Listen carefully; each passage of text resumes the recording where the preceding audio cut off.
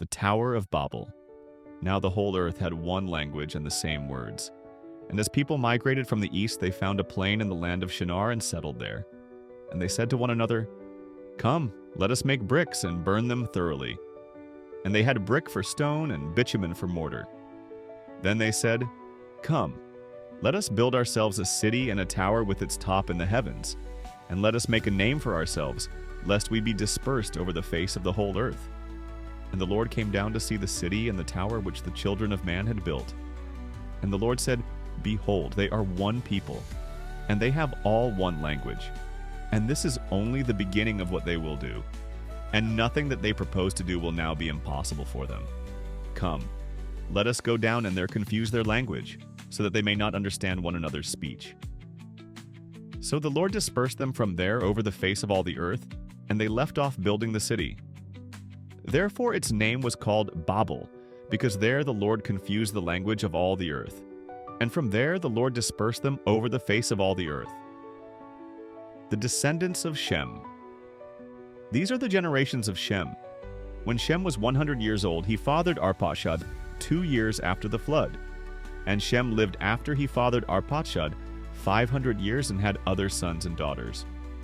When Arpachshad had lived 35 years, he fathered Shelah. And Arpachshad lived after he fathered Shelah 403 years and had other sons and daughters. When Shelah had lived 30 years, he fathered Eber. And Shelah lived after he fathered Eber 403 years and had other sons and daughters. When Eber had lived 34 years, he fathered Peleg. And Eber lived after he fathered Peleg 430 years and had other sons and daughters.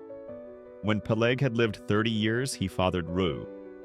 And Peleg lived after he fathered Reu 209 years and had other sons and daughters. When Reu had lived 32 years, he fathered Serug. 21. And Reu lived after he fathered Serug 207 years and had other sons and daughters. When Serug had lived 30 years, he fathered Nahor. And Serug lived after he fathered Nahor 200 years and had other sons and daughters. When Nahor had lived 29 years, he fathered Terah. And Nahor lived after he fathered Terah 119 years and had other sons and daughters. When Terah had lived 70 years, he fathered Abram, Nahor, and Haran. Now these are the generations of Terah. Terah fathered Abram, Nahor, and Haran fathered Lot. Haran died in the presence of his father Terah, in the land of his kindred, in Ur of the Chaldeans. And Abram and Nahor took wives. The name of Abram's wife was Sarai, and the name of Nahor's wife Milcah, the daughter of Haran, the father of Milcah and Iscah. Now Sarai was barren; she had no child.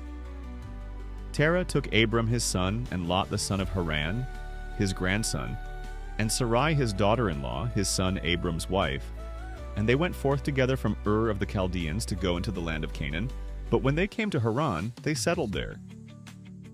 The days of Terah were 205 years, and Terah died at the Tower of Babel.